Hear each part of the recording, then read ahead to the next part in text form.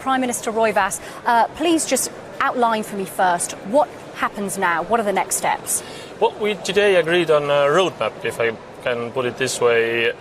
It's all about implementation. We expect Greece to deliver clear results already in the next coming days. This will mean legislation passed in the Greek Parliament in order to show that the will to reform is really there. And if this is done, we can seriously start talks on the details of the next program from ESM. And of course, there are a lot of discussions needed in the parliaments of many member states, including Estonia. But if Greece shows goodwill, I believe this is all doable. One of the big issues through the discussions, and we heard this in the news conference as well, was trust. Do you trust the Greeks to implement what they say they will? Well, it's clear that trust has been lost, and I can also put it this way, that trust is a renewable commodity, so we can slowly rebuild it. It doesn't grow very fast. We have to build it step by step. Today was a step in the right direction, definitely.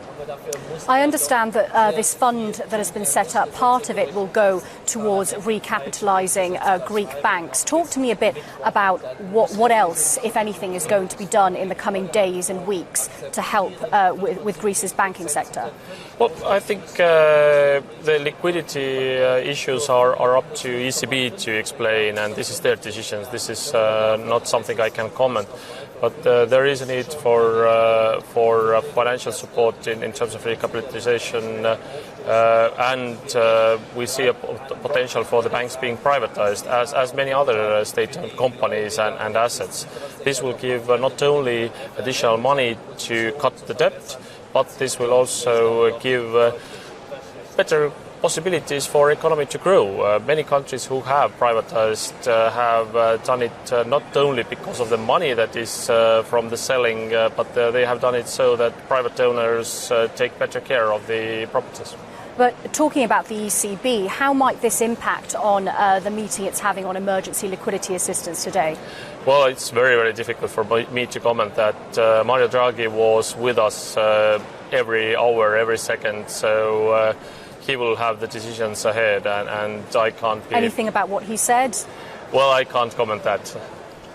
How are you satisfied overall with the deal that's been reached? Well, it was a difficult decision, definitely, and in many countries people are saying, why are we doing that?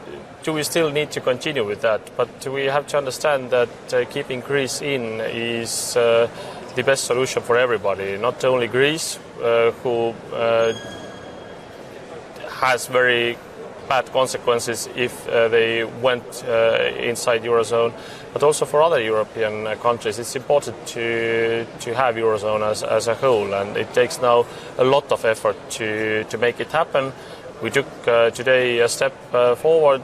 Let's hope that the next steps will be there as well, and now it's really up to the Greek Parliament to decide whether they want to credibly go forward with the reforms. Could the next step potentially be a Grexit somewhere down the line? Because, of course, in that document put forward by the Eurozone finance ministers, there initially was a timeout clause, which was then taken out later. Can you tell me how that came about and if there is potential for a Grexit at any point? Well, today we agreed on the plan A to go by the path that leads to Greece being inside Eurozone, getting additional financial support and reforming the country, and hopefully having economic growth in the upcoming years. Of course, it's very fragile. Every part of the deal has to be implemented. Otherwise, there can be very, very severe consequences, and this can happen any day. But if there is a real desire to do that, what has been agreed, then I believe that we can see a positive future. But you're not ruling out a Grexit? Well, we are working on keeping Greece in. If there were serious obstacles, for example, Greece Parliament deciding against the agreement, then we would be in very, very difficult position, let's put it this way.